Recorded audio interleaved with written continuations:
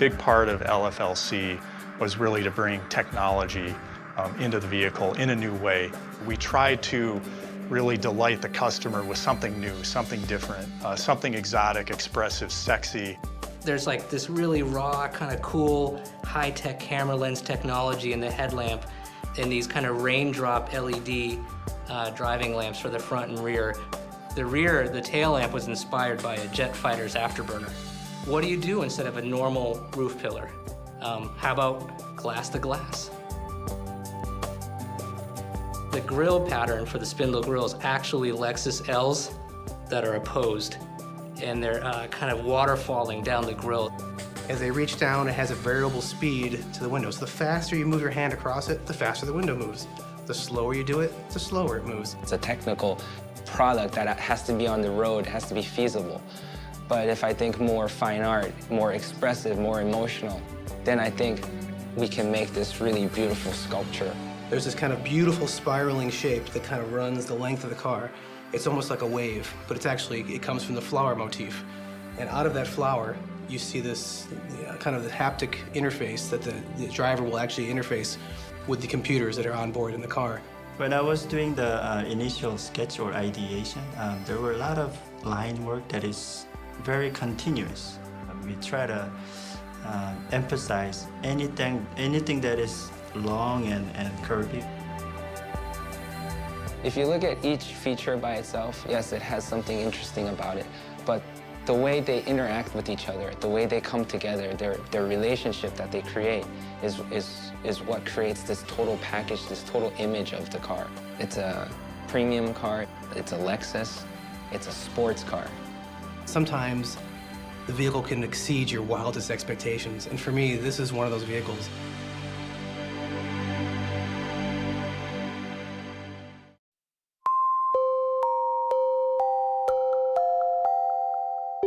At Lexus, we didn't just create a premium compact car. We created one with supreme luxury, class-leading CO2 emissions, and fuel efficiency designed into every single part. The Lexus CT. We don't stop until we create amazing.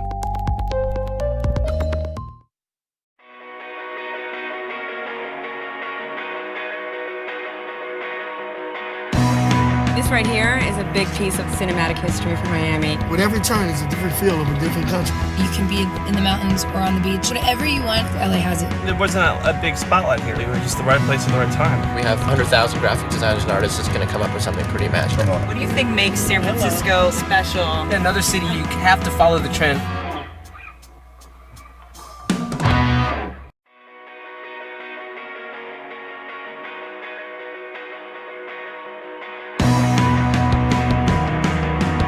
What do you think makes San Francisco special? In another city, you have to follow the trend. I was a geek, I will say that. Well, working on that is past tense. One of the great things about cooking in San Francisco is that there's all this organic produce around. That's not trendy here, that's just how it is.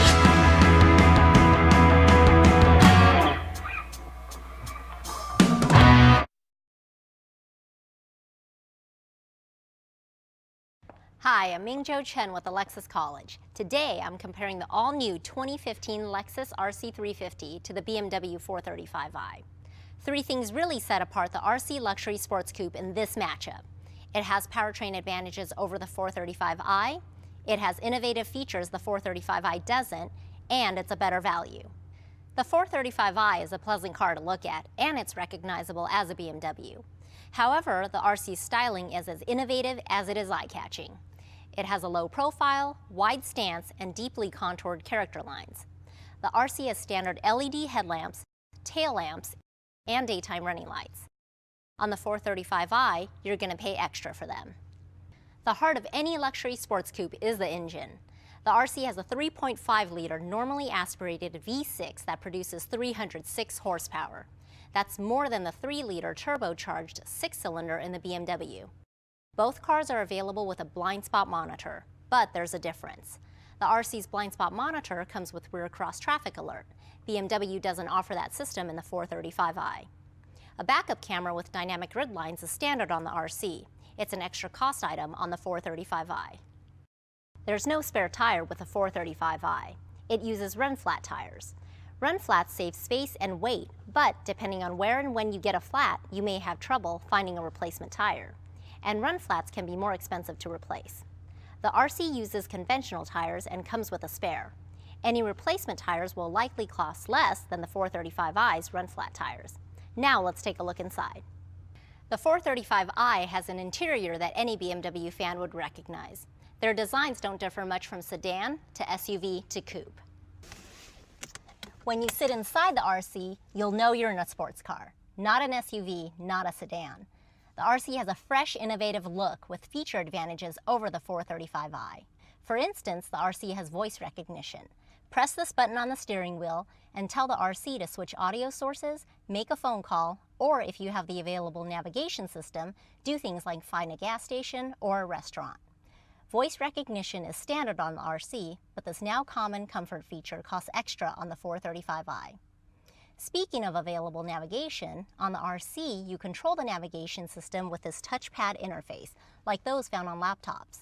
The available BMW system splits its command inputs between a touchpad and a dial, which could lead to confusion about how to do what. The RC's touchpad is a unified input system, making it easy to do what you want. Other features that take advantage of innovative touch technology are the temperature controls that you slide to adjust and the dome lights that you tap to turn on and off.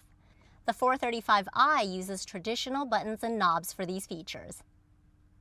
The RC and 435i both offer a sport model. For the RC, it's called F Sport. BMW calls theirs M Sport. But there are a few things I want to focus on. The RC F Sport includes Sport S Plus and adaptive variable suspension, which helps control the action of the shock absorbers in response to driver input and road surface conditions. F Sport also includes high-friction brake pads for confident stopping. Both the BMW and RC have 8-speed automatic transmissions. But the RC F Sport has G-Force with artificial intelligence or GAI shift control. What this does is use a G-Force sensor to detect cornering. Then it acts to keep the transmission in a lower gear through the corners. That keeps up the engine RPM and helps make it easier for the RC to prepare for a smooth, quick exit from the turn. On the BMW, the M Sport package isn't really enough. If you want adaptive suspension, you also have to get the dynamic handling package. If you want high-friction brake pads, that's a third purchase. And GAI shift control just isn't available. This leads us to the final point that I want to highlight. I've already pointed out many features that aren't available or that come at an additional cost. The 435i begins at around $46,000. Add a backup camera, LED headlamps, keyless entry, and metallic paint, and the 435i lists for a bit over $53,500. In contrast, the RC starts at around $43,000, including all the standard features I mentioned. That's an advantage approaching $10,000. The RC also comes with a 6-year, 70,000-mile powertrain warranty. The 435i has 4 years and 50,000 miles, a significant difference. Wrapping it up and comparing the RC to the 435i, the RC delivers in these areas I mentioned at the top of this video. It has powertrain advantages over the 435i, it has innovative features the 435i doesn't, and it's a better value. Be sure to watch our RC walkaround video, and remember to download our free RC app off the iTunes or Google Play app stores.